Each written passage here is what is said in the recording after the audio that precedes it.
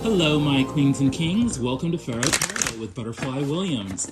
I'll be serving up a moonwave reading for the new moon in Libra. Welcome, welcome, welcome. What we do here at Pharaoh Tarot is channel ancestral wisdom for contemporary times through tarot and oracle card readings. If anything I'm about to say resonates with you, please like, share, subscribe, and comment. It really helps out the channel. The real magic happens in personal readings, and if you'd like one of those, please check out your options in the description box below and drop me an email. I'd love to hear from you. All right, let's get going. Hello, my queens and kings. Welcome to the moonwave reading for the new moon in Leo. This is a very, very powerful moonwave cycle, and I think you are going to like the results. And why I think that is that the overall energy is the Six of Wands. Victory, recognition, having won a battle, and now returning to the village to claim your just rewards. Who wouldn't want that to be the overall energy? And yet it's complicated a bit by the Seven of Swords. This is an energy of needing to work on the down low, to be quiet about what one is doing, not quite sure what is causing this need to play down our victory, and yet that need is there. But we shouldn't get depressed about it because we have the Three of Cups energy. This is celebration, this is friendship, this is a reunion with those who love and support us. So perhaps we are not broadcasting our victory on social media, but we are gathering with friends to acknowledge that good things are occurring in our lives. And underneath that, we've got the moon. It is a symbol of tarot, of course, so there's something here about using one's intuition to navigate the mysteries and subtleties of life. Perhaps there are certain fears within us that are causing us to play down our victories, and yet the intuition is there to guide and support us towards sources of support, like having celebrations with our friends.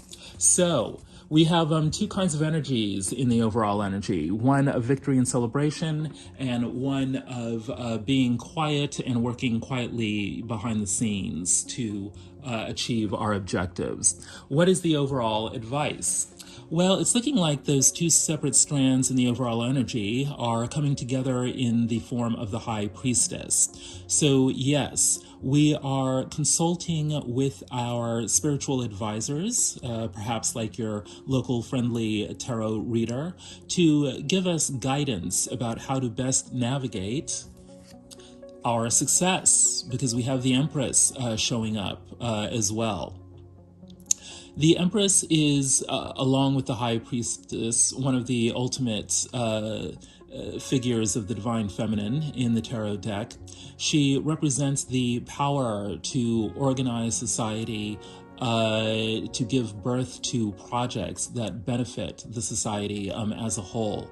She's very dynamic, very beautiful, very intelligent, very down to earth. She has everything that she could possibly need to move society forward towards building a world that makes it a better place for children and everyone else in it.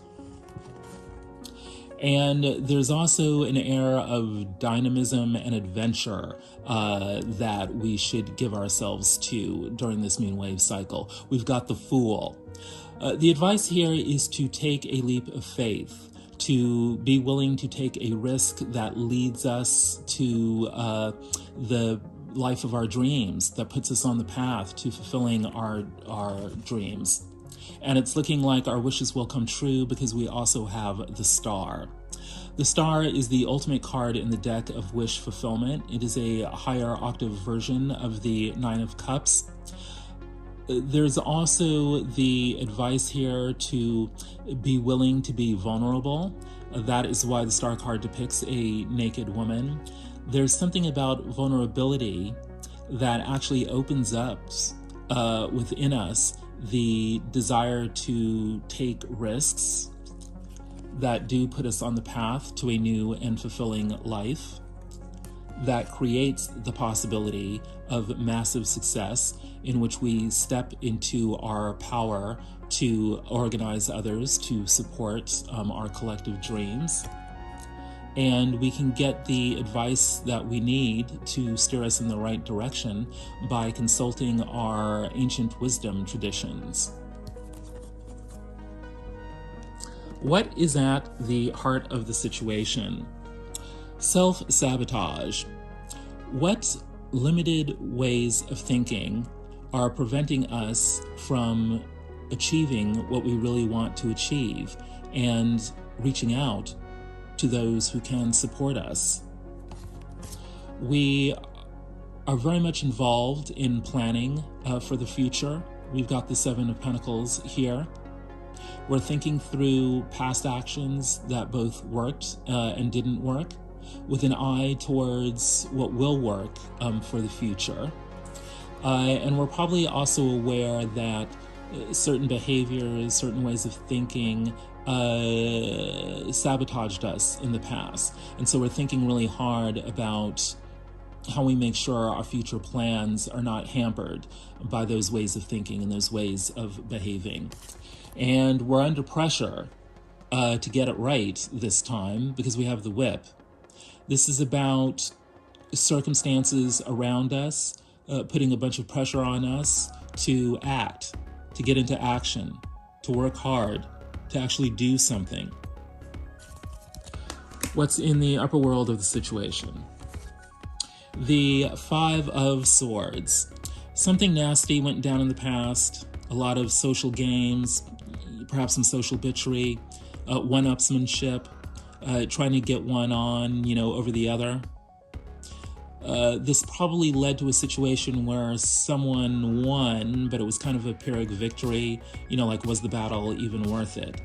It brings some interesting complexity to the Six of Wands in the overall energy here.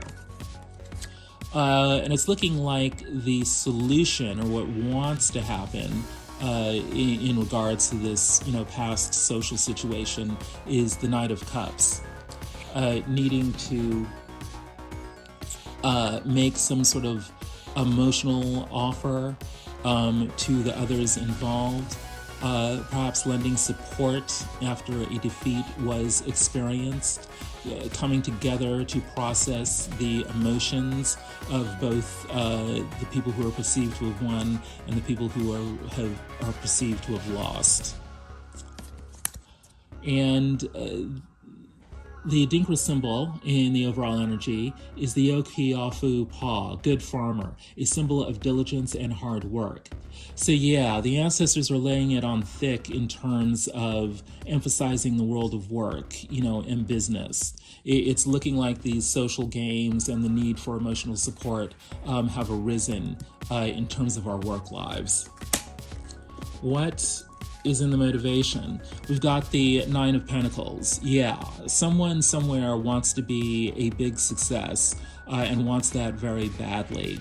And that's why the current pressure and the past competitive situations are feeling like they're so high stakes, because someone's sense of self-worth, based on their individual success, is at risk here. And yet there is the star energy here.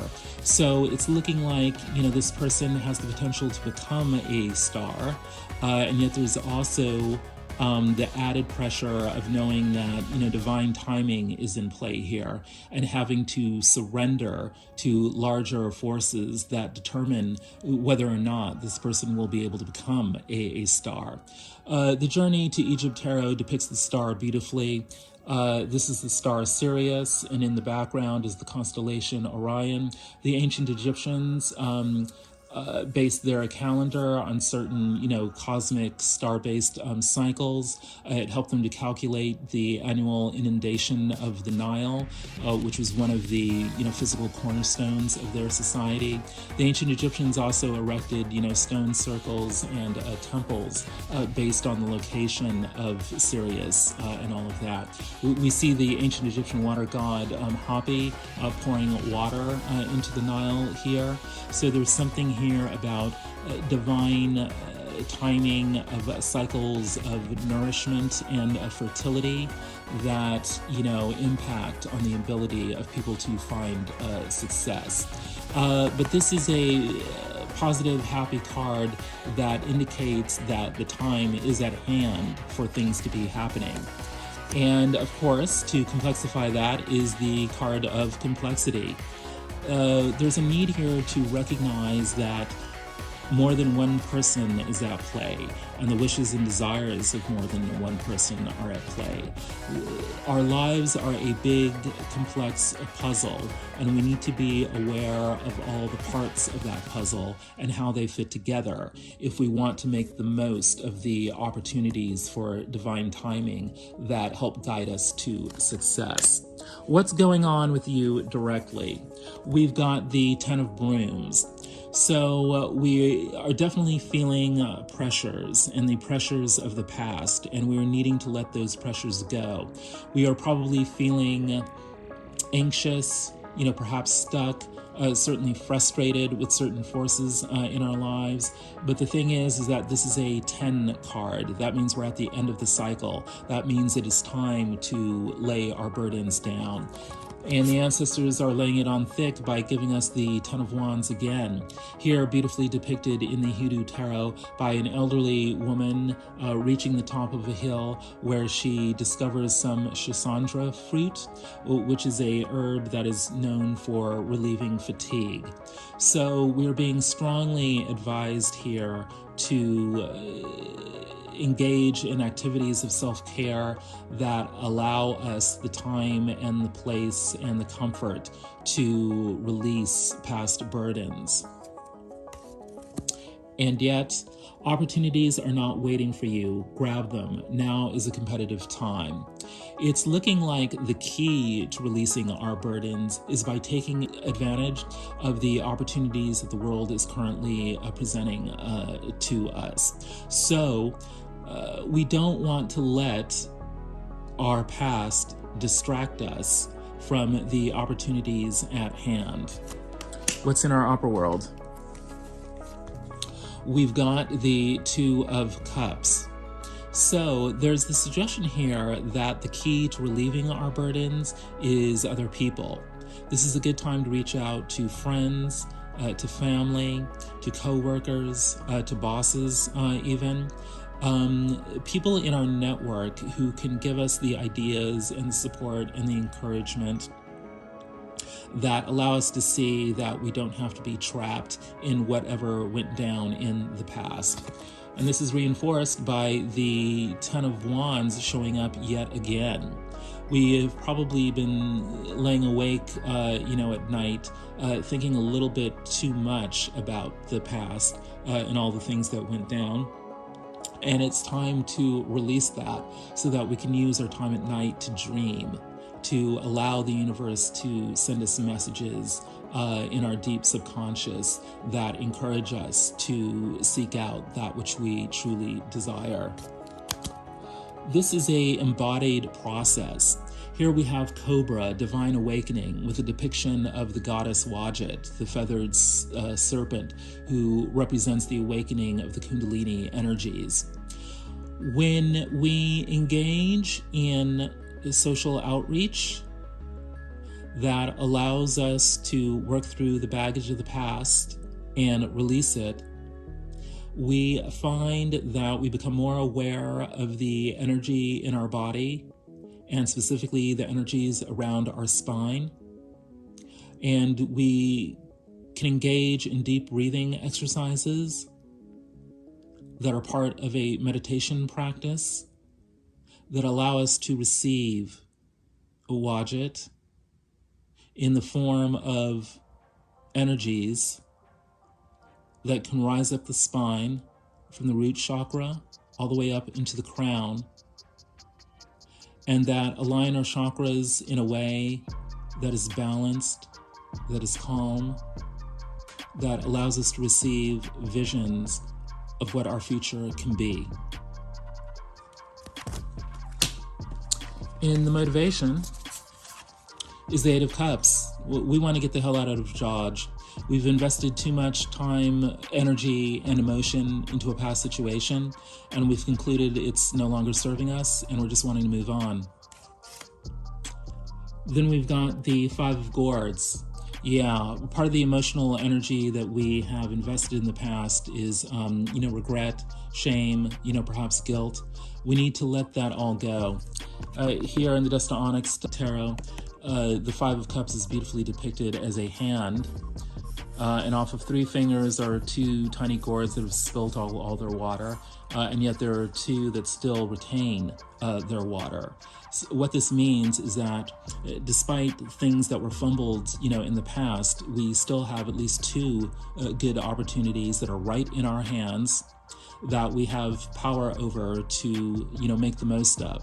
So our destiny is in our hands. And our power animal for the moonwave cycle is the Okapi, spiritual growth. Embrace all aspects of you. Your uniqueness is your power. Let your spirit guide you. This is a wonderful reaffirmation of the overall advice to consult our spiritual advisors, including, direct appeals to our ancestors and whatever other spiritual guides are important to us. The Okapi is a wonderful, special, magical animal, and so we want to call upon the spirit of the Okapi to accept all of who we are. Realizing that our difference is what makes us special and grants us a special spiritual power to contribute unique things to the world. What's going on with the other?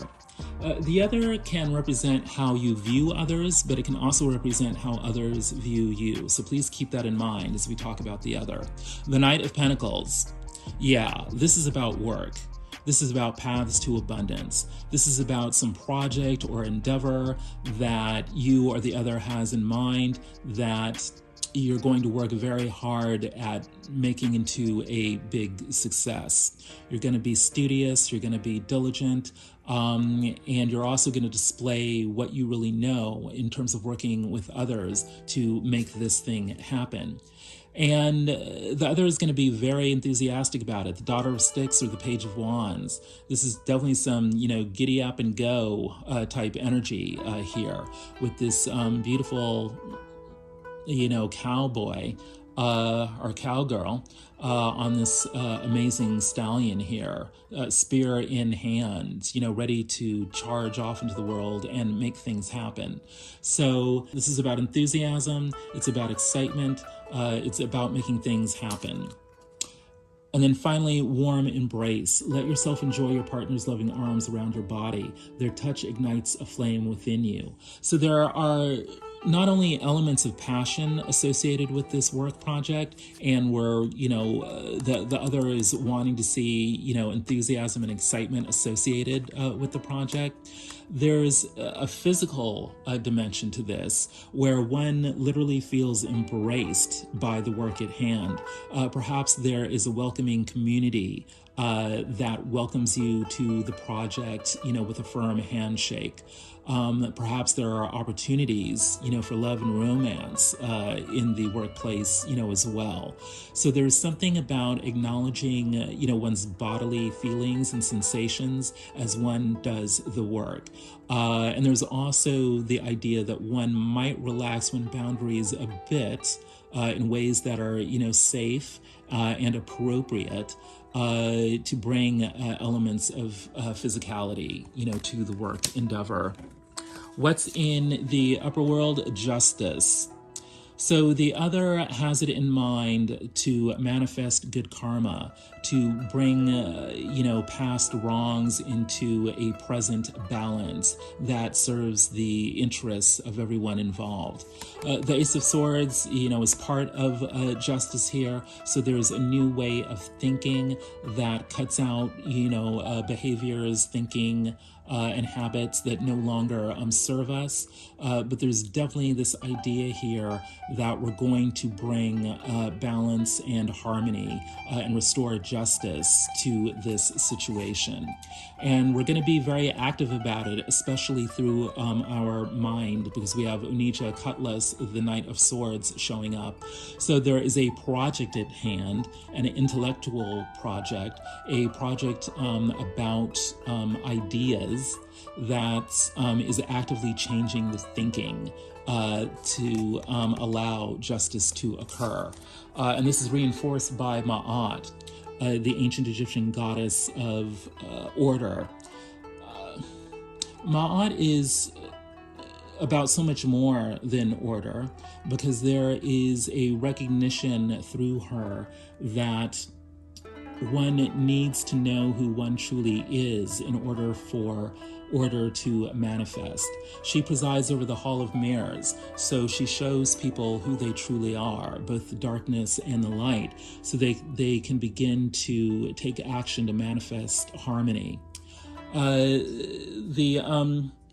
Anubis Oracle depicts Ma'at with the heart and the feather, because it is a feather from Ma'at's wings against which hearts are weighed in the ceremony that determines who gets everlasting life in the Valley of Paradise.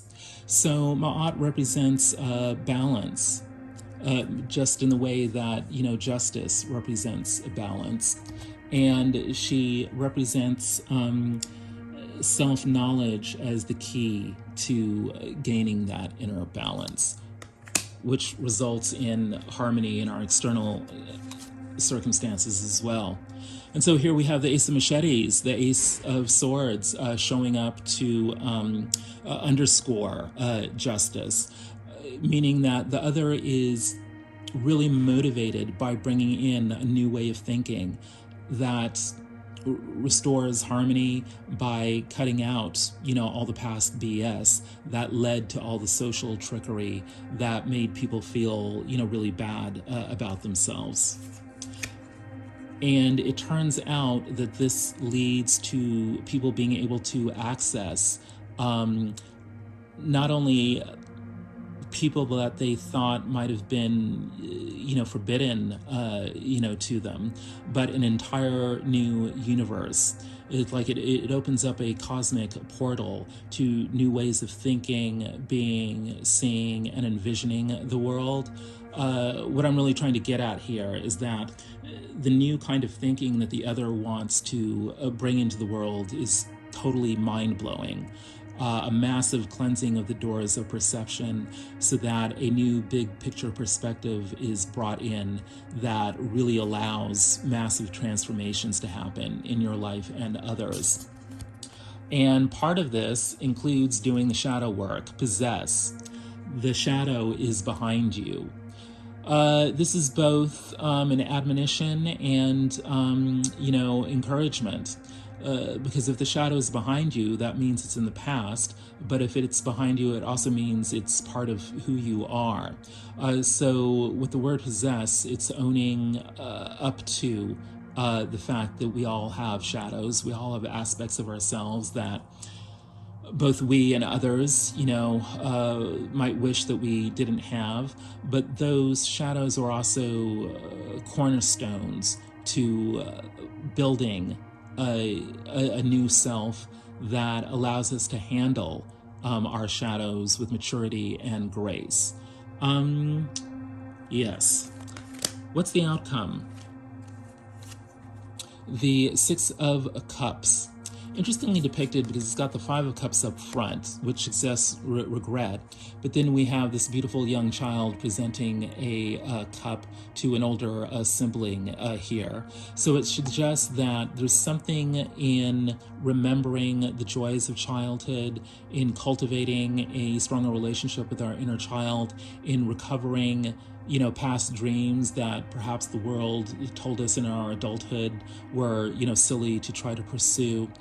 There's something in doing all of that that restores us, nourishes us, gives us hope for our current circumstances. This is the card that says nostalgia, is a good thing, that we need to remember what made us happy in the past, and that's a key to living a vibrant future. So the outcome is going to return us back to the future in a way. It's going to allow us to get a devilish glint in our eyes, recapture that by remembering the happy dreams we had in our childhood. And it turns out that this is the key to releasing the Eight of Swords energy, the energy of self-sabotage that was showing up in the heart of the situation. By reclaiming our childhood dreams, we can dismantle the conceptual incarceration that says that we aren't good enough to have, be, and do whatever we desire. You are more than enough. The result of doing our shadow work, the result of working hard, the result of working out, reaching out, to others, is discovering that we are more than enough. We do have the power to achieve our dreams. We do have the power to have the relationships that we want. We do have the power to love who we are and love the life we are leading. What's in the upper world? The Hierophant. Yeah, a lot of this reading will apply to, work situations, because what the outcome wants to have happen here is to elevate us into a position of, power and authority, where we become the person that others look to for advice. We become the person who, is granted an audience, because doing so serves the higher purpose of transmitting knowledge of health and well-being, right livelihood, and right relationship to other people. That is, we're going to help others learn how to navigate the marketplace. We're going to help others deal, with the pressures and the potentials of sharing with the world what we have to offer. Something needs to change. What needs to change is this idea that we aren't experts, that we don't have knowledge, that our past trials and tribulations were not useful. We are revolutionizing our minds to accept the fact that everything we have endured up to this point taught us valuable lessons, which now make us extremely valuable because other people need to learn about what we went through in order to improve their own lives. And what's in the motivation of the outcome? The Page of Pentacles. The outcome is encouraging us to work hard, be diligent, be humble, be studious, do whatever is required to improve our station in life through sheer hard work. The Four of Cups here are very intriguingly depicted as the young Pharaoh relaxing after the Sed festival. The Sed festival in ancient Egypt was organized to celebrate the reign of the Pharaoh through competitions and celebrations and what have you that showed the might and the dynamism of the kingdom. We have a cup of water, a cup of blood, a cup of wine that celebrate all the various levels of existence. And then we have the goddess Sekchet Hor, who that name means let us remember Haru, let us remember Horus, offering a cup of milk or true nourishment, to the Pharaoh. This card signifies that there is a big opportunity at hand that we do not want to miss. And we want to reach out and grab that opportunity by paying attention to what is truly best for us and doing the work required to make the most of that opportunity. It really reinforces the message about opportunities are not waiting for you, grab them. Now is a competitive time. How we can make sure that we are able to see the opportunities at hand is by cultivating self-love. Self-love is not egotistical. It shows you and others that you are worthwhile and deserve love in all its many forms. Yeah, the universe is trying to love you right now by giving you a once-in-a-lifetime opportunity to move your life forward. And the only thing stopping you from seeing the opportunity and grabbing it would be the absence of self-love. This is why the Eight of Swords energy was at the heart of the situation and also showed up again in the outcome. Self-sabotage is always about an absence of self-love. It's always about this belief that we think we are not worthy of having good things occur in our lives. So this is why Ma'at was showing up, in the upper world of the other, because she wants to show us that we are worthy of loving ourselves, even if we lost, some great big battle in the past, even though we are not, perfect. She wants to show us our wholeness by suggesting that our imperfections are actually part of what make us perfect. They are opportunities, for learning how to be sensitive about the issues that are involved. It's those imperfections are opportunities to teach both ourselves and others about the importance of whatever quality was either missing, or that we had too much of, or that we didn't handle in exactly the best way. But we do end up handling it in the best way when we turn that imperfection into an opportunity to show compassion and to feel self-love. Self-love is not egotistical. It shows you and the others that you are worthwhile and deserve love in all its many forms. Wow. So, this explains why we were seeing both the public energy and the sort of more down low energy, in the overall energy and advice for the moonwave cycle. A huge, huge victory in our lives is at hand. And we need to make sure that we are using all our spiritual power to love ourselves, to see that we are worthwhile of that victory manifesting. The impulse to, withdraw and to be secretive is about, self-protection, but we want to make sure that it doesn't become self-sabotage.